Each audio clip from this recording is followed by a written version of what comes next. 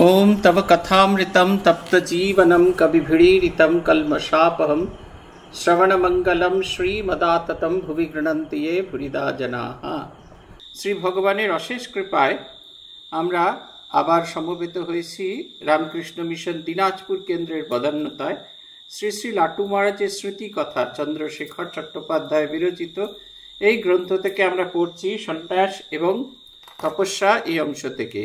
বিগত দিন যে অংশটি বলেছেন আমরা বলেছিলাম এই অভিজ্ঞতা আমাদের প্রায় সকলেরই হতো। এই নিয়ে রীতিমতো মারামারি ঝগড়াঝাটি হতেও আমি দেখেছি যে ঠাকুরের পার্ষদরা নিজেদের ভেতরে ঝগড়া করতেন যে ঠাকুর তাকে বেশি ভালোবাসেন। আমি দেখেছি পূজ্যপাদ ভূতেশানন্দজি মহারাজের শিষ্যদের এইভাবে ঝগড়া করতে। তারা যখন এতে যেতেন মহারাজকে দর্শন করে ফিরে যেতেন গঙ্গায়, তখন এই গঙ্গার ভেতরে নিত্য এই ঝগড়া আমি দেখেছি যে বাবা আমার দিকেই তাকিয়ে সব কথা বলেছেন। একজন বলছেন না প্রশ্ন তো আমার ছিল, তাহলে কি করে তোমার দিকে তাকালেন না? তোমার দিকে তোমার প্রশ্ন ছিল বটে, কিন্তু বাবা আমার দিকেই তাকিয়ে বলছিলেন, বুঝলেন তো? আমাদের কাছে একটা খুব আকর্ষণের বস্তু ছিল ভূতেশানজি কার দিকে তাকালেন। ভূতেশানজি মজা করে বলতেন যে আমি সবার দিকেই তাকিয়ে আছি। উনি জানতেন এইরকম আমাদের ভেতরে ঝগড়া আছে। শ্রীরামকৃষ্ণের এটাই ছিল, যাকে সবচেয়ে বেশি ভালোবাসি তিনি আমার দিকে ফিরে আছেন, তিনি আমার দিকে তাকাচ্ছেন। আমাদের পূজ্যপাদ আত্মস্থানন্দজি মহারাজ বলতেন কখনো মনে করবি না যে ঠাকুর শুধু সামনের দিকে তাকিয়ে আছেন। ঠাকুরের সামনে গিয়ে দাঁড়াতে হবে, ঠাকুরের দৃষ্টি আকর্ষণ করতে হবে, কিন্তু তুই যদি ভালো করে লক্ষ্য করে দেখিস তুই যেদিকেই তাকাচ্ছিস, যেদিক থেকেই প্রণাম করছিস, ঠাকুর সেই প্রণামটা অ্যাকনলেজ করছেন। এটা আমরা পরবর্তীকালে দেখেছি, এটা সত্যি সত্যি হয়। যেদিক থেকেই প্রণাম করি না কেন মনে হচ্ছে ঠাকুর আমার দিকেই তাকিয়ে আছেন এবং সেই প্রণাম অ্যাকনলেজ করছেন। আমি যে বলছি সেটা শুনছেন, আমি যে এসে দাঁড়িয়েছি তিনি সেটা যেন অনুভব করতে পারছেন। এটি হয়। আমরা সেইখানে কালী ভাইয়ের সঙ্গে, এবার কালী ভাইয়ের সাথে লরেন ভাইয়ের ঝগড়াঝাটির কথা আছে। লরেন ভাই এবং কালী ভাই ঝগড়াঝাটি নয়, তর্ক যুদ্ধ হতো। কালী ভাই নানা রকমের সব তর্ক যুক্তি তর্ক সাজাতেন আর লরেন ভাই সেগুলোকে কচকচ করে কাটাতেন। কালী ভাই আবার নতুন করে যুক্তি সাজাতেন। তবে যখন সেদিন রাত হয়ে যেত স্বামীজি বলতেন আজকে থাকুক। পরের দিন আবার সেখান থেকে যখন শুরু হতো স্বামীজি দ্বিগুণ শক্তি নিয়ে করছেন, একেবারে এক শর্তে সব কেটে কুটে হয়ে গেল। তিনি দুঃখ করে বলতেন লরেনকে একদিনও যুক্তি দিয়ে হারাতে পারলাম না। লরেনকে যুক্তি দিয়ে হারানোটা ভীষণ রকমের কঠিন। তিনি যার সঙ্গে লড়তেন তার নাম হচ্ছে ভগবান শ্রীরামকৃষ্ণদেব। তাকে বলছেন যে আপনার সমস্তই কুসংস্কার, আপনার সব কুসংস্কার, অন্ধ সংস্কার, এই সমস্ত তিনি বলতেন। হ্যাঁ, তাকে প্রায় একবারে হাতের মুঠোর মধ্যে করে ফেলেছিলেন। তাকে কালী বেদান্তি হারাতে পারবেন এরকমটা হওয়ার কথা নয়। কালী ভাইয়ের কথা শুনে হামনে বললুম এ তো হবেই, লরেন ভাই আমাদের লিডার, তাকে ছাপিয়ে তুমি যেতে পারবে না। একদিন লরেন ভাই দুপুরে হামাকে খুব ফায়ার করছে, তাই শুনে হামনে বললাম হ্যাঁ ভাই লরেন, তুমি এমন ফায়ার করতে শিখলে কেমন করে? তখন লরেন ভাই বললেন আমি কি আর ফায়ার করতে জানি? উনি জানতেন। দেখ না এতগুলো ছেলেকে উনি এমন ফায়ার করে দিলেন যে সবাই ঘর বাড়ি আত্মীয় স্বজন ছেড়ে, ভালো খাওয়া ভালো পড়া ছেড়ে একেবারে বাউন্ডুলে হয়ে গেল। এক জায়গায় দল বেঁধে থাকতে লাগলো, খুঁটি সব এক জায়গায় থাকতে থাকলো। এই হচ্ছে স্বামীজির কথা, যে তিনি এমন কমান্ড করতেন, এমন কমান্ডিং ফোর্স ছিল যে সবসময় তার মনে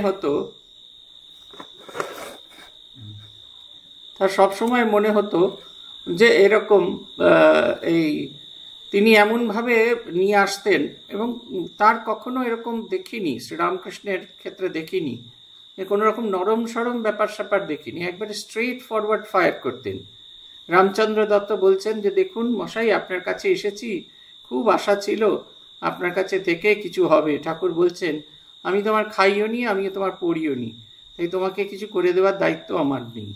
অতএব তোমার যদি আসবার ইচ্ছা হয় তুমি আসো, আর না আসবার ইচ্ছা হলে এসো না, কিন্তু আমি এ বিষয়ে তোমার কোনো কিছু করতে পারবো না, কোনো সুবিধাই করতে পারবো না। ভেবে দেখুন, আমরা এই কথা বলবার আগে 500 বার ভাবি যে ভক্তটি যদি হাতের বাইরে চলে যায় তাহলে কীরকম করে হবে। এই অঞ্জলি যদি আমার হাতের বাইরে চলে যায় আমি কী করে কি দেখবো? কেমন করে মাঝে মাঝে বলবো অঞ্জু দিদি এতে টাকা লাগবে, ওতে টাকা লাগবে, সেতে টাকা লাগবে, এটা বলবো কাকে? এ বলবার জন্য তো লোকজন চাই, তাই আমরা এটা বলতে পারি না। রামচন্দ্র দত্ত তাকে বলা হয় শ্রীরামকৃষ্ণের চাঁই ভক্ত। সেই চাঁই ভক্তকে তিনি বলছেন যে আমি কারুর কাছ থেকে তোমার খাইও না, আমি তোমার পড়িও না, অতএব আমাকে তুমি এসব কথা বলতে এসো না। ছেলেপুলেদের সাধন ভজন জপ ধ্যান না করতে পারলে ভীষণভাবে গালাগাল দিতেন, এটা আমরা শুনেছি ভূতেশানজি মহারাজের কাছে। আত্মস্বামীর কাছে সেই খারাপ কথাগুলো শুনেছি, ঠাকুর কি বলতেন সেগুলি মহারাজ স্বামীজির মাধ্যমে কালীকৃষ্ণ মহারাজের মুখ থেকে শুনেছিলেন, আমরা মহারাজের কাছে শুনেছিলাম যে ঠাকুর কি ভাষায় কথা বলতেন। সে ভাষায় শুনলে একটু ভক্তি ধরে রাখাটা কঠিন, কিন্তু কি হার্ড টাস্ক মাস্টার ছিলেন সেটা আমরা ভীষণভাবে অনুভব করতে পারি। কি ভীষণ রকমের হার্ড টাস্ক মাস্টার ছিলেন, এবং তিনি ওইটি করতেন আর কি। একেবারে কোনোভাবেই এতটুকু নরম হতেন না, কোনো অবস্থাতে এতটুকু নরম হতেন না। তাই বলছেন যে তিনি আমাদের স্বামীজি কি ফায়ার করছেন, তাতে স্বামীজি বলছেন আরে আমি কি ফায়ার করতে জানি? উনি জানতেন। দেখো না, এতগুলো ছেলেকে উনি এমন ফায়ার করে দিয়ে গেলেন যে সবাই ঘর বাড়ি ছেড়ে, আত্মীয় স্বজন ছেড়ে, ভালো খাওয়া ভালো পড়া ছেড়ে একেবারে বাউন্ডুলে হয়ে গেল। আমাদের একজন সাধু ছিলেন, শরীর চলে গেছে, স্বামী নিত্য সত্যানন্দজি মহারাজ। দার্জিলিংয়ে যে নিবেদিতা কেন্দ্রটি আছে, নিবেদিতার বাসভবন, যে বাড়িতে নিবেদিতার শরীর যায়, নিবেদিতার বাসভবন নয়, সেটা অস্থায়ী বাসভবন ছিল, সেইখানে নিবেদিতার শরীর গেছিল। এবং সেই বাড়িটি এখন রামকৃষ্ণ মিশনের অন্যতম কেন্দ্র, এবং সেই কেন্দ্রের প্রথম সম্পাদক হয়েছিলেন স্বামী নিত্য সত্যানন্দজি। তিনি যখন যান ইয়েতে দার্জিলিংয়ে, যে বাড়িটা যখন দায়িত্ব নেন, একবারে আগাছা জঙ্গলে ভর্তি ছিল। একদল ছেলেপুলেকে সঙ্গে নিয়ে গেছিলেন, এবং অবিশ্বাস্যকর ব্যাপার, প্রত্যেকে বাড়ি থেকে 2-3টে করে গামছা নিয়ে গেছে। সেই গামছা পরে তারা সেই ওপর থেকে মস ফার্ন পরিষ্কার করে, এবং বাইরের মিস্ত্রি না, সব এই ভলেন্টারি সার্ভিস দিয়ে গোটা বাড়িটাকে পরিষ্কার পরিচ্ছন্ন করে সেটি ব্যবহারযোগ্য করা হলো। শুধু তাই নয়, নিরন্তর করতেন। আমার এই কিছুদিন আগে সৌভাগ্য হয়েছিল শিলিগুড়ি যাওয়ার, সেখান থেকে নকশালবাড়ি গিয়েছিলাম। নকশালবাড়ির ভক্তরা বলছেন দার্জিলিংয়ের সাব সেন্টার, মানে বলা যেতে পারে যেটা বেস করে ওরা বাজার দোকান করেন, সেটা হচ্ছে নকশালবাড়ি। এখনও যিনি অধ্যক্ষ আছেন তিনিও বাজার দোকান করতে, ক্লাস টাস করতে এসে ওখানেই থাকেন। তারা বলছিলেন যে আমরা তো সারাদিন কাজকর্ম করি, সব মিলিটারি বিভিন্ন বিভাগে সাপ্লায়ার তারা, ফলে তাদের সবসময় অতন্দ্র সতর্ক থাকতে হয়, তাই দিনের বেলা কোনো সময় পেতেন না। তা মহারাজ বললেন দিনের বেলা যদি না সময় পাও রাত্রিবেলা আসবে। তাই তারা এখান থেকে রওনা দিয়ে 1টা-1:30টার সময় গিয়ে পৌঁছতেন। গিয়ে দেখতেন মহারাজেরা আসবেন, সেই শুনে নিজে ভালো চা তৈরি করে, খাবার দাবার তৈরি করে বসে আছেন, যেরকম মা সন্তানের জন্য অপেক্ষা করে থাকেন। আবার তাদের সঙ্গে সমস্ত রাত্রির কথা বলে 4টের সময় তারা রওনা দিতেন, বা কখনো কখনো তারা বিশ্রাম করতে যেতেন, মহারাজ ঠাকুর ঘরে জপ করতে চলে যেতেন। সারা রাত যে তার ঘুম হয়নি এরা এতদিন বাদে অনুভব করতেন, কিন্তু সেই সময় অনুভব করতে পারতেন না। তার ভালোবাসা, তার প্রেম, তার স্নেহ এত তীব্র ছিল যে কিছুতেই তারা কোনো কিছু অনুভব করতে পারতেন না। তারা বলছেন তিনি যেন একেবারে প্রাণের স্পন্দন আমাদের জাগিয়ে রেখেছিলেন। এমন করে এসে বলতেন এই করতে হবে সেই করতে হবে। সমস্ত WBCS IAS অফিসাররা তার কথায় একবারে মোহিত হয়ে থাকতো। তার এমন দিব্য জীবন ছিল, এমন কমান্ডিং ক্যারেক্টার ছিল যে সহজে যে কোনো মানুষ তার কাছে আসতেন। এটি শ্রীরামকৃষ্ণের শক্তি, যার ভেতর দিয়ে সঞ্চারিত হয় তার ভেতরে এই জিনিসটি আসবেই। এই কমান্ডিং পার্সোনালিটি, এটা শ্রীরামকৃষ্ণের শক্তি, এটা তার ভেতরে সঞ্চারিত হবে। এক জায়গায় দল বেঁধে থাকতে গেলেই খুঁটিনাটি বাঁধে, পরস্পর মন কষাকষি হতে থাকে। বাকির ঠকাড়িতে আমাদের মধ্যে মন কষাকষি ছিল না। যার যা মনে হতো বলতো, বাকি তারপরে সব মিটে যেত। এমন সব কথা বলতো যা শুনলে রক্ত গরম হয়ে যায়। বাকি জপ ধ্যান করায় তাদের সকলার মধ্যে একটা সংযমের ভাব এসেছিল। কেউ কারুর কথা গায়ে মাখত না।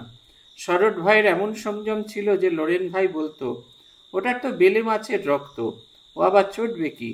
আমাদের মধ্যে তারকদা ছিলেন ভারী আমুদে, কেবল লোকেদের নকল করতে আর বলতো তোদের নিয়ে একটু হাসি ঠাট্টা করি বলে তোরা রাগ করিস নি ভাই। বাকি আমার সব ভালো লাগতো না। আমি মাঝে মাঝে তাকে বলতাম তোমরা এসব করার জন্য বাড়ি ছেড়ে এসেছ। আমার কথা শুনে রাখাল ভাই বলতো ওরে আমরা আর কি করেছি, উনি যে আমাদের চেয়েও বেশি আমোদে ছিলেন। এই হচ্ছে কথা।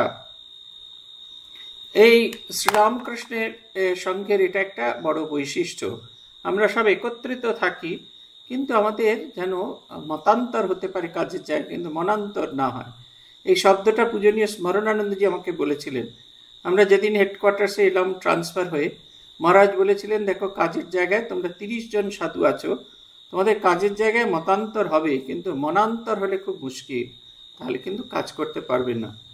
আপনারা অবাক হবেন শুনলে, আমরা 30টি সাধু এক বাড়িতে থাকতাম, পাশাপাশি ঘরে, কোনো কোনো ঘরে একাধিক সাধুও থাকতাম আমরা, আমাদের স্থানাভাবের জন্য।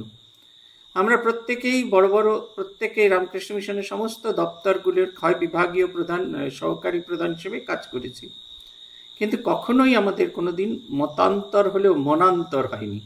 হয়তো সকালবেলা আমাদের খুব ঝগড়াঝাটি হয়েছে কাজের জায়গায়, কিন্তু বিকেলবেলা সে যখন অসুস্থ হয়ে পড়েছে, তখন ফার্স্ট লোক যে এসছে সে এসেছেই। আমার সঙ্গে তো অনেকেরই মতান্তর হতো, এবং যেটা বলতে হবে সেটা আমি ট্যাক ট্যাক করেই বলে ফেলতাম, কিন্তু পরবর্তীকালে ভালোবাসার কোথাও কোনো দিন অভাব হতো না। আমরা এটা খুব অনুভব করতে পারি যখন হেডকোয়ার্টার্স থেকে আমরা দূরে চলে এসেছি, অনেকটাই দূরে। এখনকার হলে খুব এগুলো মনে পড়ে, কি গোল্ডেন পিরিয়ড আমাদের ছিল। আমাদের সকলের মধ্যমণি ছিলেন পূজনীয় স্বামী স্মরণানন্দজি মা। তিনি সাধারণ সম্পাদক হলেও মণিমুক্তার মতো মালাটিকে তিনি ধরে রেখেছিলেন। পরবর্তীকালে এই কারণেই ঠাকুর তাকে তাঁর আসনে বসিয়েছিলেন। শ্রীরামকৃষ্ণের এই যে দিব্য গুণ, সকলকে ভালোবাসার বন্ধন দিয়ে আটকে রাখার, এই গুণটি তার মধ্যে খুব ছিল। ফলে আমাদের ভেতরে ভীষণ ঝগড়াঝাটি হতো। এই যে বলছে নকল করা, এটা হেডকোয়ার্টার্সে একটা দারুণ বৈশিষ্ট্য ছিল। আমরা ট্রেনিং সেন্টারে ফার্স্ট ইয়ারের ব্রহ্মচারীরা এলেই খুব খুঁটিয়ে খুঁটিয়ে সবাই মিলে তাকে দেখতাম, এবং দেখতে দেখতে দেখতে দেখতে প্রত্যেকের বৈশিষ্ট্য অনুযায়ী তাকে একটা করে নাম দেওয়া হতো। সেটা তার কোড নেম। ওই 30 জন আসুক, 37 জন আসুক, যতজনই আসুক, প্রত্যেকের একটা করে কোড নেম হেডকোয়ার্টার্স থেকে দেওয়া হতো। এবং তারা 2 বছর যখন ট্রেনিং সেন্টারে থাকতো, তাদের আমরা ওই কোড নেম ধরেই ডাকতাম। তারা অনেকেই জানতে পারতো, অনেকেই জানতে পারতো না। সেদিনকে শিলিগুড়িতে একজন সাধুর সঙ্গে দেখা হলো, সে থপ করে বসে পড়তো, যেখানে এসে বসতো থপ করে বসে পড়তো। ট্রেনিং সেন্টারে আসার পর তার নাম রাখা হয়েছিল থাম্পি। আমরা এতদিন বাদে, এখন তার সন্ন্যাস হয়ে গেছে, আমার সঙ্গে সেদিন দেখা হলো, দুর্গাপুজোর বাজার করতে শিলিগুড়িতে এসছে। তখন আমাকে জিজ্ঞেস করছে, তো আমার নামটা কি বলুন দেখি। আমি বললাম, হ্যাঁ থাম্পি। এইটা মনে পড়েছে। বলছে, কানটা না একেবারে ভরে যাচ্ছে, কি সুন্দর এই নামটা। তখন কত রাগ হতো, কিন্তু এখন মনে হচ্ছে এই নামে কেউ কেন ডাকে না। এই হচ্ছে কথা, এটা খুব ইম্পর্টেন্ট, ভালোবাসার। এই একে অপরের সঙ্গে আমরা একে অপরকে নকল করতাম, এমনকি বড়দেরও নকল করতাম। এই যে ধারা, এটা সঙ্গের এই ধারা, হাসি মজা ঠাট্টা। ঠাকুরের মজা নিয়ে স্বামী বিবেকানন্দ বলতেন স্বামী বিরজানন্দজিদের, কীরকম ঠাকুর গল্প করতেন, কি কি গল্প করতেন। ব্রহ্মানন্দজির কাছে সেই সব গল্পের স্টক ছিল। সেই গল্প পূজনীয় আত্মস্থানন্দজির কাছে আমরা শুনেছি। ব্রহ্মানন্দজি তার শিষ্য নির্বেদানন্দজি মহারাজকে সেই সব ঘটনা বলেছেন। সেগুলো সবচেয়ে একবারে খুব বাজারে বলার মতো তা নয়, কিন্তু অবাক হতে হয় সেইটা ভেবে যে শ্রীরামকৃষ্ণ যখন সমাধিতে মগ্ন হয়ে আছেন, এই বাইরের জগৎটা তার কাছে মিথ্যে হয়ে আছে, অথচ জীবনের খুঁটিনাটি প্রত্যেকটি বিষয় সম্পর্কে তিনি ওয়াকিফ। এতটুকু তার দৃষ্টি কোনো কিছুর বাইরে যাচ্ছে না, এবং তিনি কি করে সাধারণ মানুষের মতো সাধারণভাবে ব্যবহার করছেন, আবার পরক্ষণেও গভীর ভাব সমাধিতে মগ্ন হয়ে যাচ্ছেন। এই কথাটা যতবার আমার মনে হয়, ততবার আমার বড় অবাক লাগে। শ্রীরামকৃষ্ণদেব সম্পর্কে বলছেন না, ওরে আমরা আর কি করেছি, উনি অর্থাৎ ঠাকুর যে আমাদের চেয়েও আমুদে ছিলেন। সেটা দেখবেন মাঝে মাঝে মাস্টারমশাইয়ের সঙ্গে কনভারসেশনে বুঝতে পারবেন। তৃতীয় দিন মাস্টারমশাই যেদিন এসেছিলেন, তৃতীয় দিন না দ্বিতীয় দিন, মাস্টারমশাই যখন এসেছেন, ঠাকুর বলছেন, ওই রে এসেছে। ওই রে এসেছে কি, তার কাছে একটা গল্প ছিল। সেই গল্পটা হলো, এই একটা ময়ূরকে 4টের সময় আফিং খাওয়ানো হয়েছিল। সেই আফিং খেয়ে ময়ূরের মৌতাত লেগেছিল। পরের দিন 4টে বাজতেই ময়ূর আবার সেই জায়গায় এসে উপস্থিত হয়েছে। কাদের বলছেন? ছোকরা ভক্তদের। কার সম্পর্কে বলছেন? মাস্টারমশাই সম্পর্কে।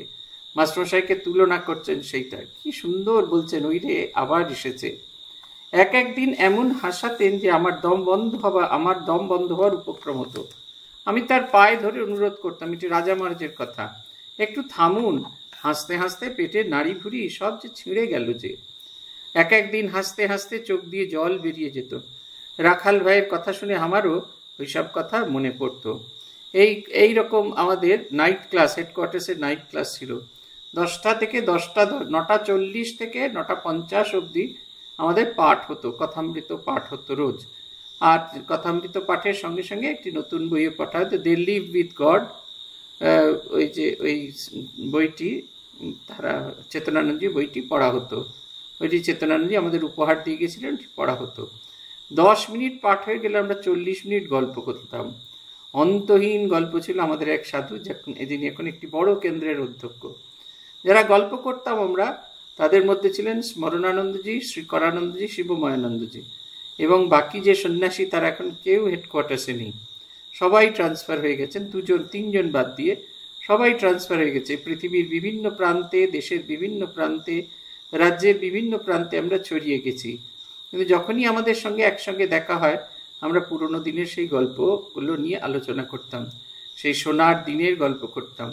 এমন মজা হতো, হাসতে হাসতে হাসতে হাসতে একবারে সেই নাক দিয়ে চোখ দিয়ে জল বেরিয়ে যাওয়ার অবস্থা হতো। সেই রকম হতো। আমি চুপ করে চলে যেতাম। আমাদের মধ্যে গাঞ্জিস, গঙ্গাধর মহারাজ, স্বামী অখণ্ডানন্দ ছিলেন খুব চটপটে। একবার তো রমতা সাধু হয়ে তিব্বত চলে গেল। তার ইচ্ছা ছিল সেখানে গিয়ে মহাপুরুষের সঙ্গ করবে। আরে মহাপুরুষেরা কি অমনি ধরা দেন? তারা লোক দেখে বুঝতে পারেন কে কোন ঘরের সাধু। নিজের ঘর না হলে তারা কাউকে ধরা ছোঁয়া দিতে চান না। তারা কৃপা করে লোকের কাছে ধরা না দিলে তাদের কেউ চিনতে পারে না। একদিন দক্ষ মহারাজ মঠে এসে খুব তর্ক জুড়ে দিল। তাতে লোরেন ভাই বলেছিল, কি পাগলার মতো তর্ক করছিস? তর্ক করলেই হলো? তর্ক করতে গেলে ন্যায়শাস্ত্র পড়তে হয়, জানিস? তুই পড়েছিস যে বেদান্তের তর্ক তুলছিস? লোরেন ভাইয়ের কথা শুনে সে চুপ করে গেল। বাকি অর্থাৎ দক্ষমা যা বলতো সব বেদান্তের কথা। শুনেছি আটপুরে ধুনি চালিয়ে বসে সবার সন্ন্যাস নেবার খেয়াল হয়েছিল। সেখানে চান করতে গিয়ে সারদা ভাই ডুবে গিয়েছিল। নিরঞ্জন ভাই তাকে সেবার বাঁচিয়ে দিল। এসব কাজে নিরঞ্জন ভাইয়ের খুব উৎসাহ ছিল, হাঙ্গামা পোয়াতে পারত। একবার শশী মহারাজ মঠ ছেড়ে চলে গেল, পথে তার জ্বর হলো। নিরঞ্জন ভাই খবর পেয়ে তাকে মঠে নিয়ে এলো। আরেকবার যোগিন ভাইয়ের অসুখ শুনে এলাহাবাদে চলে গেল। কারুর অসুখ শুনলে দৌড়ছাপে কাজ নিরঞ্জন ভাই নিজের মাথায় নিত, আর শরৎ ভাই সেবা করত, সেবার ভার নিত। এই ভালোবাসাগুলি, বাহ্যিক ভালোবাসাগুলো, এগুলো ভীষণ রকমের ছিল। মহাপুরুষের সঙ্গের কথা বলছে, এটা ঠিক কথা। সব সময় সবার কাছে এরা ধরা দেন না। যারা তার কথা বুঝতে পারবেন না, যারা তার ভাব বুঝতে পারবেন না, তাদের কাছে তিনি কখনো কিছু বলতেন না। পূজনীয় বিভাত্মানন্দজি জানেন, আমরা আত্মস্থানন্দজির কাছে সাধু হতে এসেছিলাম। সবাই আমরা আত্মস্থানজিকে ভীষণ ভয় পেতাম তার ব্যক্তিত্বের কারণে। কিন্তু তিনি আমাদের মতো ছেলে ছোকরাদের সঙ্গে কথা বলতেন, বুধ হয়ে গল্প করতেন, আড্ডা মারতেন। আমরা যেমন তাকে ভয় করতাম তেমনি তাকে শ্রদ্ধা করতাম। অদ্ভুত ভালোবাসা। তিনি সকলের সঙ্গে মন খুলে কথা বলতেন না, কিন্তু যার সঙ্গে তার মনের মিল হতো তার সঙ্গে খুব গল্প করতেন, আড্ডা মারতেন। এবং তখন তার সেই যে গুরুগম্ভীর চেহারাটা, সেটা আর কখনো দেখা যেত না। শেষের দিকে, একবারে শেষ সময় যখন প্রেসিডেন্ট হয়ে গেলেন, তারপরে একটা শিশুর মতো একটা মন তৈরি হয়ে গেছিল। যেখানেই তিনি প্রণাম করতে গিয়ে থামতেন, আমরা প্রণাম করতাম। উনি গল্প করতেন। গল্প মানে কি? ঠাকুরের পা ভালো করে ধরেছ তো, এইরকম করে হাতটা দেখাতেন, এইরকম করে ধরে থাকবে, আর খুব জপ ধ্যান করবে, খুব প্রার্থনা করবে, আর ঠাকুরকে বলবে, এই জগৎ সংসারে যে এসেছি বৃথা যেন না যায়, বৃথা যেন দিন কেটে না যায়। মন প্রাণ উজাড় করবে। ভগবান অবতার পুরুষ, অবতার কল্প পুরুষ এসেছেন মানুষের মধ্যে, মানুষের মতো হয়ে। তার কাছে প্রার্থনা করো, তোমার আশা, তোমাকে যে ভালোবাসি, এটা যেন বৃথা না হয়, এটা যেন সাধারণ কিছু দিন যাপন না হয়। এই অদ্ভুত এই ভাবনা চিন্তা, এই শুনলেই কিরকম আনন্দ হতে থাকে। মঠে সকলকে খুব পড়াশোনা করতে দেখুন। তাই একদিন শরৎ ভাইকে বললাম, হ্যাঁ রে, তোরা এত পড়াশোনা করিস কেন? স্কুল কলেজ ছেড়ে দিয়ে আবার গাদা গাদা বই পড়ছিস, তোদের কি পাশের পড়া পড়েছে? তাতে শরৎ ভাই বললে, ভাই, পড়াশোনা না করলে এসব বিষয় অর্থাৎ ধর্ম বিষয় জানবো কেমন করে। তাতে হামনি বলেছিলাম, তিনি অর্থাৎ ঠাকুর তো এত কথা বলতেন, বাকি উনাদের তো পড়াশোনা করতে দেখিনি। তাতে শরৎ ভাই বলছে, আরে ওনার মতো সবাই কি হতে পারে? আনন্দে ওনাকে মা রাশি রাশি জ্ঞান ঠেলে দিতেন। আমাদের তো সে অবস্থা নয়, আমাদের পড়াশোনা করতে হবে বই কি। আর তার কথা শুনে ফিন বলেছিলাম, দেখো ভাই, তিনি বলতেন বই পড়ে একরকম বোঝা যায় আর অনুভবে একরকম। আমার কথা শুনে শরৎ ভাই বললে, দেখো, যারা আচার্য হয়ে জগৎকে শিখাবে তাদের পড়াশোনা করতে তিনি মানা করতেন না, জানিস তো। আমনে বুঝলুম তিনি যার যেমন ভাব তাকে তেমনি বুঝিয়েছেন। এই হচ্ছে কথা। পড়াশোনা করবারই অভ্যাসটা সকলের ভেতরে জাগিয়ে রাখার চেষ্টা। মঠের ভেতরে ভীষণ রকম আছে পড়াশোনার অভ্যেস, ভীষণ। আমাদের একবারে ঘিঁটি ধরে ক্লাস হতো। আমরা যখন হেডকোয়ার্টার্সে ছিলাম তখন সকালবেলা চ্যান্টিং হতো আধা ঘন্টা, তারপরে রোজ দুপুরবেলা 1 ঘন্টা করে পূজনীয় দীপ্তিপ্রকাশ মহারাজ আমাদের ক্লাস নিতেন। আর পূজনীয় স্মরণানন্দজি আমাদের তৈত্তরী উপনিষদ পড়িয়েছিলেন। আমরা একটা উপনিষদের সবটুকু নয়, শেষটুকু বাদ দিয়ে সবটুকুই পূজনীয় মহারাজের কাছে পড়ার সুযোগ পেয়েছিলাম। এবং তিনি যখন ট্রেনিং সেন্টারে থাকতেন, বি কোর্সের ছাত্রদের তিনি বৃহদারণ্যক উপনিষদও পড়াতেন। অদ্ভুত পড়ানোর স্টাইল। তিনি পড়তেন, শ্লোকটা পড়ানো হতো, তার শঙ্কর ভাষ্য বলা হতো, এরপরে মহারাজ ব্যাখ্যা করতেন। এবং সেই ব্যাখ্যা করবার সময় যেমন একবারে বেদান্তের কথাও বলতেন, অন্যান্য জায়গায় কোথায় উল্লেখ আছে সেটাও বলতেন। শ্রীরামকৃষ্ণ বিবেকানন্দ সাহিত্যে শ্রীরামকৃষ্ণের কথার ভেতরে, মায়ের কথার ভেতরে এই ভাবগুলি কোথায় কেমনভাবে বলা আছে সেই সম্পর্কেও তিনি বলতেন। অদ্ভুত সুন্দর, অদ্ভুত প্রজ্ঞা, অদ্ভুত মেধা। পড়াশোনার ভাবটা সবসময় জাগিয়ে রাখতেন। পড়াশোনা না করলে আমাদের ভেতরে আপলিফটমেন্ট হয় না। শুধুমাত্র সাধন ভজনে হবে না, তার কোনো উপায় নেই শুধুমাত্র সাধন ভজন করতে। যেমন লাট্টু মহারাজ দেখাচ্ছেন যে লাট্টু মহারাজের সমস্ত জীবন তার অন্য কোনো উপায় ছিল না সাধন ভজন করার। কিন্তু আমরা যারা সাধারণ মানুষ, আমাদেরকে পড়াশোনা করতেই হবে। পড়াশোনা না করলে বোধটা আসে না। এবং আমরা যেন না ভাবি যে পড়াশোনা করেছি বলে আমাদের আর কিছু করতে হবে না, তা কিন্তু নয়। পড়াশোনা একটা স্তর অবধি নিয়ে যায়, তারপরে অনুভূতির রাজ্যে ঢুকতেই হবে। সাধন ভজন না হলে, সাধন ভজন তীব্র না থাকলে পড়াশোনা কোনো কাজে দেয় না। তখন পড়াশোনা আমাদেরকে অনুভবের রাজত্বে নিয়ে যেতে পারে না। আপনারা দেখবেন যত পড়াশোনা করতে পারবেন কথামৃত বুঝতে আপনাদের সুবিধা হবে। অন্যান্য শাস্ত্রাদি কি পড়ছেন তা নয়, গীতা ভালো করে যদি পড়েন, তাহলে গীতা যদি খুঁটিয়ে খুঁটিয়ে পড়েন, কথামৃত পড়তে ভীষণ সুবিধা হয়। বহু জায়গায় শ্রীরামকৃষ্ণের কথার সাথে শ্রীমদ্ ভগবত গীতায় শ্রীকৃষ্ণের যে বাণী, তার একটি অদ্ভুত মিল খুঁজে পাওয়া যায়। এটি আমরা নিজেরা দেখেছি। এগুলো যত তীব্র হবে, যত আমাদের কাছে জীবনে সহজ হবে, তত সাধন জীবন এগিয়ে যেতে আমাদের সহায়তা হবে। মঠে একদিন এমন কীর্তন হতো কি বলবো। যোগিন ভাই বৃন্দাবন থেকে তিলক মাটি এনেছিল। একদিন সকলে মিলে লরেন ভাইকে সেই তিলক মাটি দিয়ে সাজালে। তাতে লরেন ভাইয়ের ভাব এসেছিল। সেদিন এমন কীর্তন করলে যে মঠ বাড়িতে ভিড় জমে গেল। একদিন আবার এমন গান হতো যে রাজ্যের লোক এসে শুনতো। মাঝে মাঝে বাবুরাম আর গাঞ্জিস ভাই নাচতো। সবাই মিলে তখন এমন হট্টগোল করতো যে হামনি বরদাস্ত করতে পারতুম না। কটক থেকে ফিরে এসে বলরামবাবু হামেশা মঠে আসতেন। আমাদের কি কি দরকার সব বাবুরামের কাছে জেনে নিতেন। মাঝে মাঝে দুঃখ করে বলতেন, আমার কিছু হলো না। একবার তিনি রাখাল ভাইকে সঙ্গে নিয়ে পুরীতে গিয়েছিলেন। একদিন লরেন ভাই এসে বলল, কালী পুজো করব। তাহলে প্রথমে এর এই অংশটা বলি। শুধুমাত্র সাধন ভজন, পড়াশোনা, জপধ্যানই হতো না, ভজন কীর্তনও হতো। এই যে মনের আনন্দকে প্রকাশ করার এটাও একটা পথ।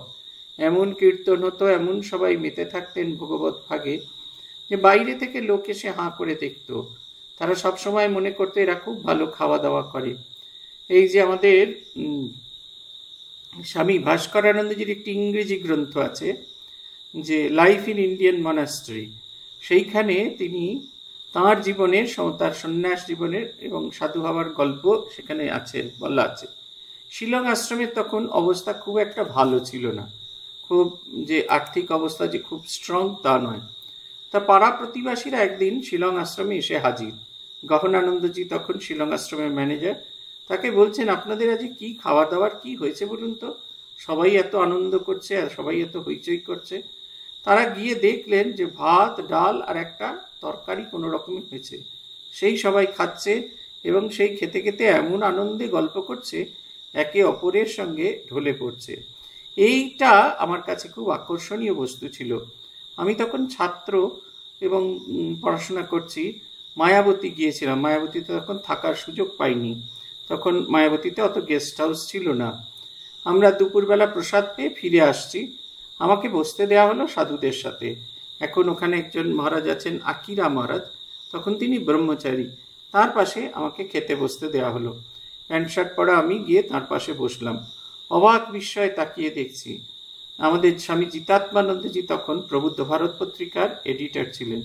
তিনি সদ্য নরেন্দ্রপুর থেকে এসেছেন, তার কোনো এক ছাত্র বেড়াতে এসছেন মায়াবতী, সঙ্গে করে নিয়ে এসছেন প্রচুর পোস্ত। সেদিন পোস্তর ভান্ডারা হচ্ছে, ভাজা পোস্ত, এই বাটা পোস্ত, পোস্তর বড়া, আলু পোস্ত আর জলপাই দিয়ে পোস্তর চাটনি। আমার মেনুগুলো এখনো মনে আছে। ভাবছি পোস্তরই এত রকমের ভাগ, এবং সাধুরা খাচ্ছেন এবং এত আনন্দ করছেন হই হই করে, মনে হচ্ছে যেন একটা ভীষণ একটা আনন্দের লহর যেন চতুর্দিকে বয়ে যাচ্ছে। আমি খাবো কি, অবাক বিস্ময়ে তাকিয়ে আছি। আমার যে চিরকিরে ধারণা যে সাধুরা খুব গম্ভীর হন, গোমড়া হন, যাদের সঙ্গে একটুও কথা বলা যায় না, তাদেরকে দেখছি আনন্দে একেবারে ভরপুর হয়ে আছেন। সবাই আনন্দে ভরপুর হয়ে সেই খাওয়া দাওয়া করছেন, এটি আমরা দেখেছি। এইখানেও তাই, এই যে তারা এত আনন্দে থাকতেন যে আনন্দ যেন কোনো কিছুতেই কিছু হয় না। বলরামবাবু দুঃখ করতেন যে আমার কিছু হলো না। পরবর্তীকালে উনি স্বামী বিবেকানন্দকেও এই কথা লিখেছিলেন। স্বামী বিবেকানন্দ বলেছিলেন, এই চিঠিটি আছে দেখবেন পত্রাবলিতে, যে ওরকম কথা বলবেন না। ছিলেন পশু, হয়েছেন মানুষ, দেবতা হবেন। শ্রীরামকৃষ্ণ এবং সেই সঙ্ঘকে সেবা করে তার কি হলো, এই নিয়ে বলরামবাবুর খুব দুঃখ ছিল। তাই স্বামী বিবেকানন্দ তাকে এই কথাটি বলেছিলেন, ওরকম কথা বলবেন না। ছিলেন পশু হয়েছেন মানুষ, এবার দেবতা হবেন। এই ভগবত ভাবনার মূল কথাই হচ্ছে তাই, নিজেকে উত্তীর্ণ করা, যে অবস্থায় আছি তার থেকে নিজেকে উত্তীর্ণ করা। এরা এদের জীবন দিয়ে দেখিয়েছিলেন কিরকম ভাবে হয়। একদিন লরেন ভাই এসে বললে কালী পূজা করব। অমনি সুরেন্দ্রবাবু কালী পূজা সব বন্দোবস্ত করে দিলেন। তখন মঠে ঠাকুরের তিথি পুজো হতো আর দক্ষিণেশ্বরের সাধারণ উৎসব হতো। হরমোহনবাবু উৎসবের জন্য খুব খাটত। সকলে সেদিন দক্ষিণেশ্বরে যেত আর তার বিষয় নিয়ে আলাপ আলোচনা করত। একবার লরেন ভাই ঠাকুরের তিথি পুজো করতে বসে 4-5 ঘন্টা লাগিয়ে দিয়েছিল। শশীভাই তো দেখে অবাক হয়ে গেল। শুনেছি লরেন ভাই ধ্যানে বসে সেদিন মানস পূজা করেছিল। এই রকম সব নানা ঘটনা। 2টি উৎসব হতো, যে ঠাকুরের যখন পাবলিক সেলিব্রেশন হয়, এটা শ্রীরামকৃষ্ণ থাকাকালীনই হতো। সব ভক্তরা শ্রীরামকৃষ্ণের জন্মতিথির দিন আসতে পারতেন না, সেই কারণে জন্মতিথির পরের যে রবিবার ঠাকুর থাকাকালীন সেই সময় উৎসব হতো। কথামৃতে দেখবেন এর বর্ণনা আছে। রামবাবুর স্ত্রী বাসন্তী রঙের, চাঁপা রঙের কাপড় রাঙিয়ে দিয়েছেন ধুতি চাদর। ঠাকুর স্নান করে এসে সেই ধুতি চাদর পরে তারপরে খেতে বসলেন। নানা রকম ব্যঞ্জন দেওয়া হয়েছে, সবাই ঘিরে দাঁড়িয়ে আছে, কীর্তন হচ্ছে নানা জায়গায়। পরবর্তীকালে শ্রীরামকৃষ্ণদেবের শরীর চলে যাওয়ার পরে উৎসব হতো। কুটির বাড়িতে রান্না বান্না হতো এবং কুটির বাড়ির একটা দিকে খাওয়ানো হতো। লোক বেশি হলে এই পঞ্চবটী মূলে সেখানেও খাওয়ানোর ব্যবস্থা হতো। এবং মজার কথা হলো, আমি যে রামকৃষ্ণ পুঁথি পড়ি, 1893 সালের উৎসব থেকে রামকৃষ্ণ পুঁথি এই আমাদের পাবলিক সেলিব্রেশনের একটি অন্যতম অঙ্গ ছিল। তখন এই পুঁথিটি পড়তেন শ্রী অক্ষয় কুমার সেন, তিনি পড়তেন এইটি পুঁথি। সেই কারণে আমি নিজেকে খুব সৌভাগ্যবান মনে করি। প্রত্যেক বছর ঠাকুরের জন্মতিথির দিন আমাকে এটি পড়তে বলা হয়। আমার কাছে এটি যে কী সৌভাগ্যের কথা আমার মনে হয়, সেই যে ঐতিহাসিক এবং ঐতিহ্য, সেই তার ধারক ও বাহক করার সুযোগ ঠাকুর আমাকে দিয়েছেন, আমি সেইটি করে উঠতে পারছি। বলছেন এর পুজো কীরকম, কালী পূজা হয়েছিল মঠে, তখন থেকেই কালী পূজা হচ্ছে। আর লরেন ভাই ঠাকুরের তিথি পুজো দিন একদিন 4-5 ঘন্টা ধরে পুজো করলেন, শুধু মানস পুজো করেছিলেন ধ্যানে। ঠাকুরকে জীবন্ত জাগ্রত ভেবে অন্তরে অন্তরে তার পা ধুইয়ে দেওয়া, তাকে স্নান করানো, সেই যে যা মন্ত্র বলা হচ্ছে সেগুলো যেন নরেন্দ্রনাথ ধ্যানে শ্রীরামকৃষ্ণকে দিয়েছিলেন। নরেনের পূজা করার স্টাইলটা খুব অবাক করার মতো, আপনারা নিশ্চয়ই দেখেছেন। যত ফুল থাকতো, আপনারা পড়েছেন স্বামী শিষ্য সংবাদে, যত ফুল পুষ্পপাত্রে থাকতো তাতে সব চন্দন টন্দন দিয়ে সব শ্রীরামকৃষ্ণের পাদপদ্মে, তার অস্থিতে এবং তার পাদুকায় উৎসর্গ করতেন স্বামী বিবেকানন্দ। তারপরে 1-1.5 ঘন্টা জপ ধ্যান করতেন, তারপরে জপ ধ্যান করে উঠে বেরিয়ে যেতেন, বাকি পূজাটা বাবুরাম মহারাজ করতেন। এই ভাবের পূজা, এটি খুব ইম্পর্টেন্ট। পূর্বে বলিয়াছি যে লাটু মহারাজ বরানগর মঠে একাদিক্রমে প্রায় 1.5 বৎসর ছিলেন। এই সময়ের মধ্যে সম্ভবত 1888 সালে শীতকালে তাহার একবার নিউমোনিয়া রোগ হয়। তখন শরৎ মহারাজ ও নিরঞ্জন মহারাজ তার সেবা ও শুশ্রূষা করেছিলেন। অসুখে পড়িয়াও তিনি প্রায় ডাক্তারদের কথা শুনতেন না। এই সময়ের একটি প্রসঙ্গ শরৎ মহারাজের মুখে শুনিয়াছি, তাহার এক অংশ তাপস জীবনের অধ্যায় বলা হইয়াছে। ডাক্তারদের পরামর্শ মতো একদিন লাটু মহারাজের ঘরে মালসা করিয়া আগুন দেওয়া হইলে তিনি চিৎকার করিয়া বলিতে থাকিলেন, আমাকে মেরে ফেলল রে বাপ, যাও, যা পরাণটা একটু এসেছিল তাও এরা আসতে দেবে না বাপ, এত গরম কি আমার সহ্য হয়, আমি আর কারুর কথা শুনব না, ছাদে গিয়ে শুব। এইরূপ কাতরোক্তি করিয়া সত্যই লাটু মহারাজ বিছানা ছাড়িয়া উঠিয়া গেলেন। লাটুর কষ্ট হইতেছে দেখিয়া আমি ঘরে জানলা দরজা সব খুলিয়া দিলাম ও নিরঞ্জন মহারাজকে আগুনের মালসা সরাইয়া লইতে বলিলাম। তারপর তাকে ধরিয়া আনিয়া বিছানায় শোয়াইলাম। মাথায় হাত বুলাইবার সময় লাটু আমাকে বলিল, ঘরের দরজা আর বন্ধ করে দিসনি ভাই, তাহলে আর বাঁচব না। এইটুকু আশ্চর্য দেখিলাম যে তাহার পর হইতে লাটুর অসুখ ভালোর দিকে আসিতে থাকিল। তখনকার দিনে এই রোগগুলো খুব কমন ছিল সাধুদের ভেতরে। এক হচ্ছে নিউমোনিয়া, শীতকালে হতো নিউমোনিয়া, তার কারণ হচ্ছে যথেষ্ট গরম জামা কাপড় তাদের ছিল না। আর আরেকটা রোগ হচ্ছে, সেটা হচ্ছে টিবি, যথেষ্ট খাবার ছিল না। আমি নিজে দেখেছি, খুব পুরনো দিনের কথা বলছি না, 89 সালে, এই সেদিনের ঘটনা। আরোগ্য ভবনের সাধুদের পুষ্টিকর খাবার দেওয়া হচ্ছে, সিঙ্গাপুরি কলা, খুব পুষ্টিকর খাবার, তাও সেটা গোটা নয়, আধখানা করে দেওয়া হয়েছে। আমরা কত মারামারি করি না খাওয়া দাওয়ার জন্য, কিন্তু তখনকার দিনে দেখতাম স্বামী ব্রহ্মানন্দজি মহারাজের 2 শিষ্য পাশাপাশি ঘরে আছেন, সেই আধখানা কলা খেয়েছেন। মহাপুরুষ মহারাজের শিষ্য, তাকে দেখতাম মধুরা আনন্দজি, তারপর শিবস্বরূপানন্দজি, তিনি ওই অল্প যা কিছু, তখন মঠে কতটুকুই বা কি দেওয়া যেত, তার মধ্যেই তিনি থাকতেন। ভূতেশানন্দজি মহারাজের কাছে শুনেছি ঠাকুরকে 1 বাটি পায়েস দেওয়া হতো, সেই বাটির পায়েস একেবারে ফোঁটা করে প্রত্যেকটি পাতে দেওয়া হতো। এখনো যেমন এক একটা পঙ্গতের লাইনে 26 জন করে বসেন, ঠিক সেই রকম তখনও ওরকম ছিল। ভূতেশানন্দজি বললেন, আমরা প্রতিজ্ঞা করলাম যে আমরা সবাই এই পায়েসটা 1 ফোঁটা করে পায়েসটা কন্ট্রিবিউট করব। একদিন একজন 1 চামচ করে পায়েস খাবে, তারপরের দিন পরের জন, আমরা রোজ পায়েস খাবো না। মহারাজ বলতেন যে অসুখ করেছে, প্রথম 2 দিন দুধ সাবু দেওয়া হয়েছে, তৃতীয় দিন ভান্ডারী দুধ সাবু নিয়ে এসছেন এবং দিয়ে বলছেন, একটু কি বল পাচ্ছ বলে বোধ হচ্ছে? যদি বলি আমি হ্যাঁ বল পাচ্ছি, তাহলে সেই দুধটি, ওই 1 পোয়া দুধটি আরেকজনের কাছে যাবে, আর আমার পাওয়ার দরকার নেই। ভীষণ আর্থিক কষ্ট। অনঙ্গ মহারাজের গল্প বলতেন ভূতেশানন্দজি, ওরা কাঁধে করে গঙ্গা থেকে জল তুলে নিয়ে এসে খাটা পায়খানার জন্য যে জল, সেই জলটি ভরতেন। সকাল থেকে ভাড়ে করে জল আনতেন, যখন জোয়ার আসতো সেই সময় তারা জল ভরে আনতেন। অনঙ্গ মহারাজের বাঁকটি ছিল সবচেয়ে বড়। তারপরে সকালবেলা যখন তারা টিফিন খেতে আসতেন, এসে দেখতেন যে 1 কৌটো করে সিগারেটের টিনের 1 কৌটো মুড়ি দেওয়া হতো।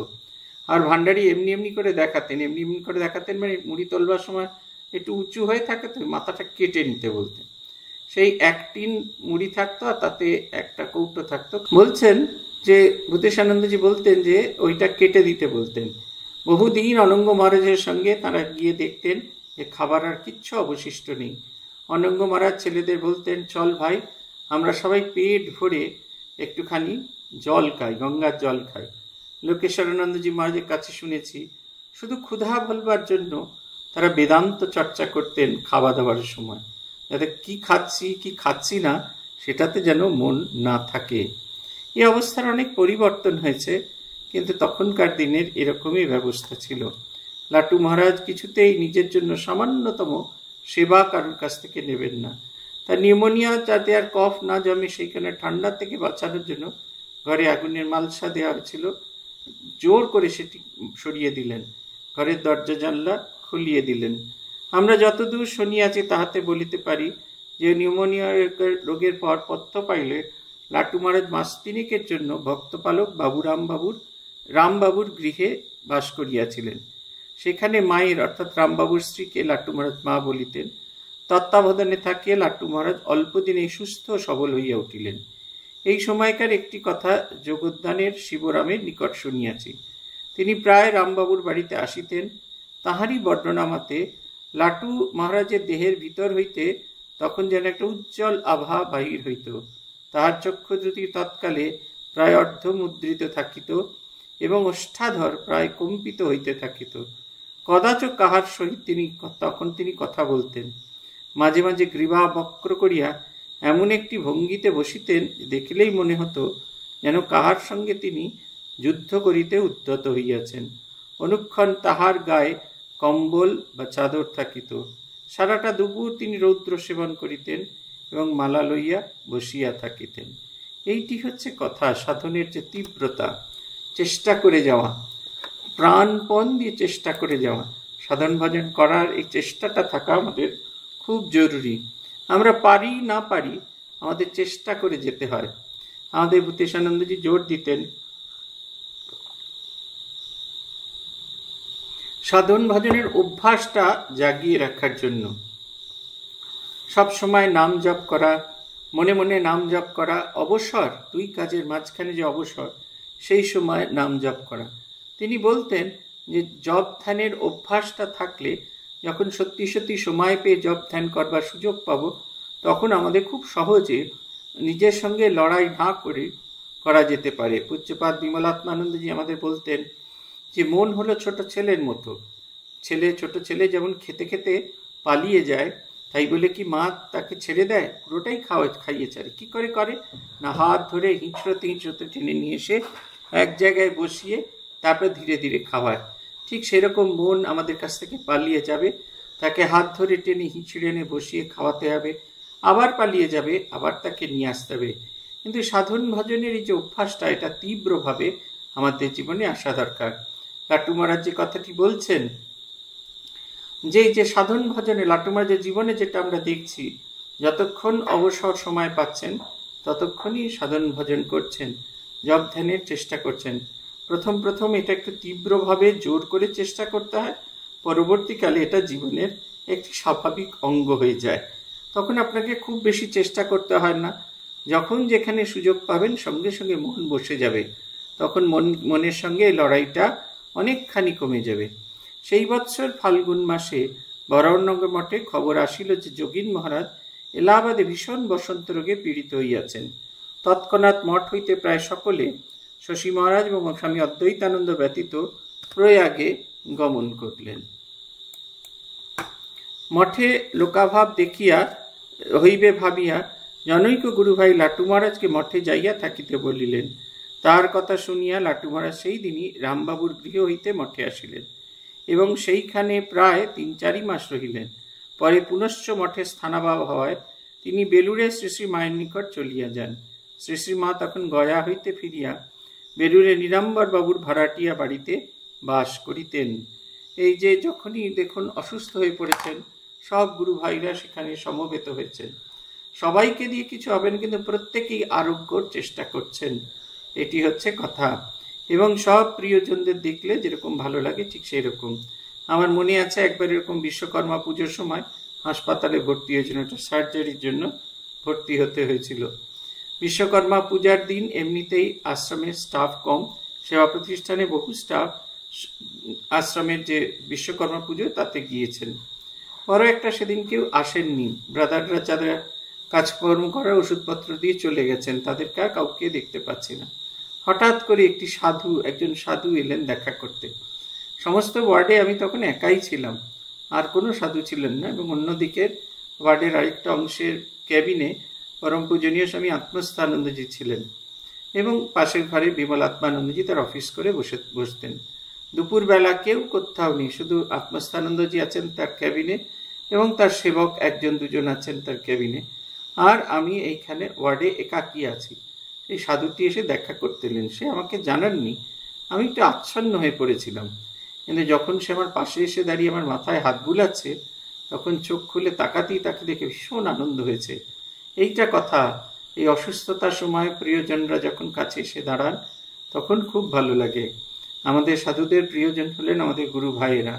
তারা যখন এসে পাশে দাঁড়ান, তারা নানা রকমের কথা বলেন, ভগবানের কথা মনে করিয়ে দেন, এবং সাধু তার ব্যাধি পরিত্যাগ করে ব্যাধিগ্রস্ত মনকে ঈশ্বরের অভিমুখে যাত্রা করাতে পারে।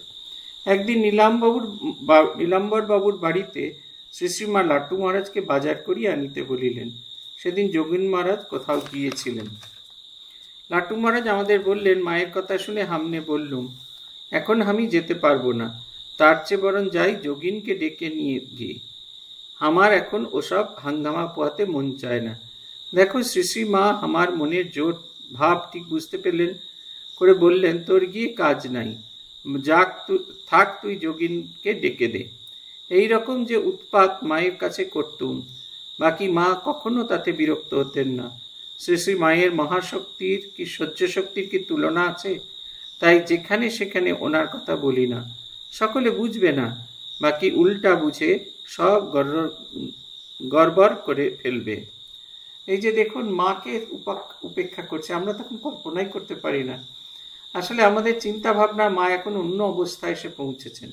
মাকে তারা স্থূল শরীরে দেখতেন, এই যে মায়ের প্রতি ঠিক ঠিক ভাব।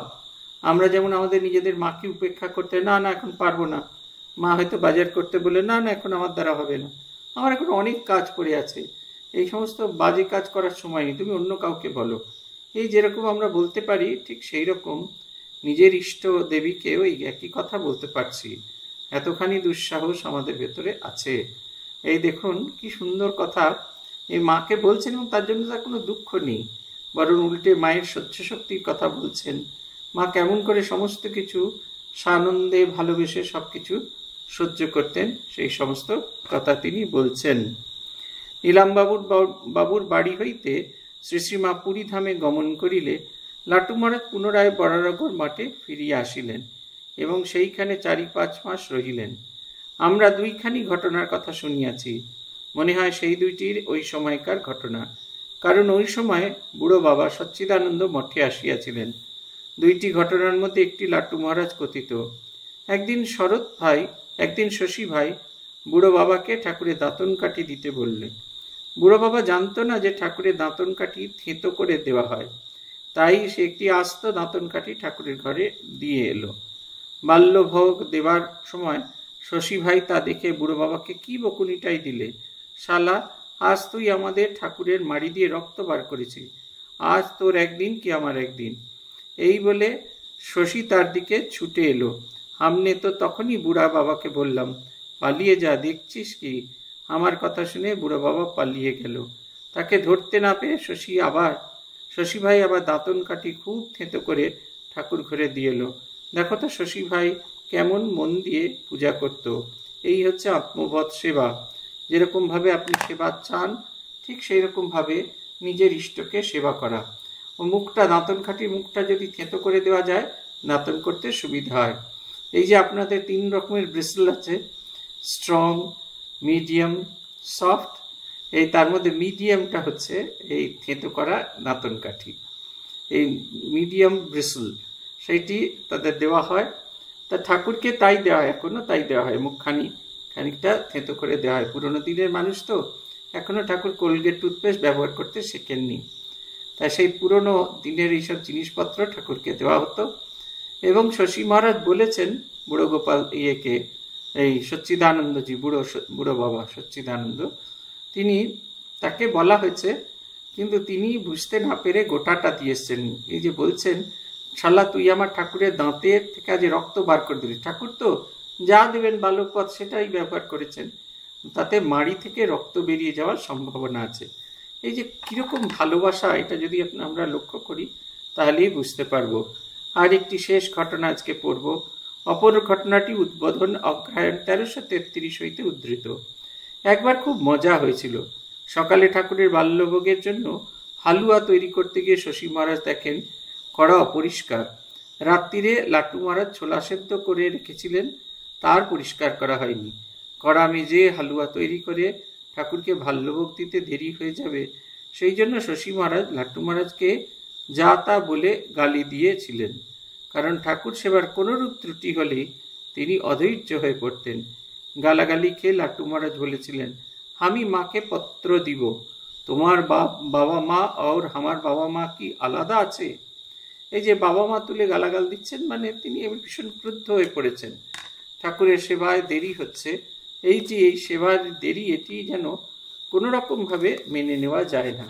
এইটি একটি ট্র্যাডিশন শশী মহারাজ আমাদের বেলুড় মঠে দিয়েছেন, একবারে ঘড়ির কাঁটা মেনে। মানুষ শরীর যেরকম থাকলে আমরা বাড়িতে যেরকমভাবে আমাদের বাবা মাকে যত্ন করি, ঠিক সেই রকমভাবে ঠাকুরের সেবা পূজা করা, এটা বেলুড় মঠের এবং অন্যান্য মঠের ট্র্যাডিশন হয়ে গেছে। বেলুড় মঠে এবং অন্যান্য জায়গায়, মায়ের বাড়ি, তারপরে চেন্নাই মঠ, সর্বত্র এটা একটা যে ঘড়ির কাঁটা মেনে হতে থাকে। সর্বত্র সেটা করা সম্ভব হয় না, 5 মিনিট এধার ওধার হয়ে যায়, কিন্তু বেলুড় মঠে সব নিখুঁত করে করা হয়। ঠাকুরকে যখন অন্নভোগ দেওয়া হচ্ছে, পূজারী অন্নভোগ দিতে দিয়ে ঠাকুরকে খেতে বসিয়ে দিয়ে ঠাকুর ঘরে যান এবং ঠাকুর শয়ন ঘরে এবং মশারিটি সুন্দর করে টান টান করে খাটিয়ে দিয়ে আবার চলে আসেন। এর মধ্যে ঠাকুরের খাওয়া হয়ে গেলে ঠাকুরের মুখ ধুইয়ে তাকে তাম্বুল দিয়ে প্রসাদ তুলে তারপরে দরজা খুলে দেন সকলের দর্শনের জন্য।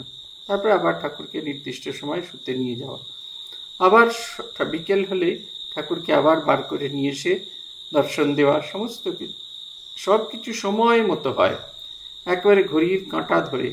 যেমন বাড়িতে বয়স্ক মানুষ থাকলে তাদের আমরা যত্ন করি, ঠিক সেই রকম ছবি, শ্রীরামকৃষ্ণকে যদি আমরা ছবি মনে করে থাকি তাহলে সেটি ছবি, আর যদি মনে করে থাকি ওই ছবিতে তিনি জীবন্ত জাগ্রত হয়ে বিরাজ করছেন, তাহলে দেখবেন এই দৃষ্টিভঙ্গির পরিবর্তন হবে।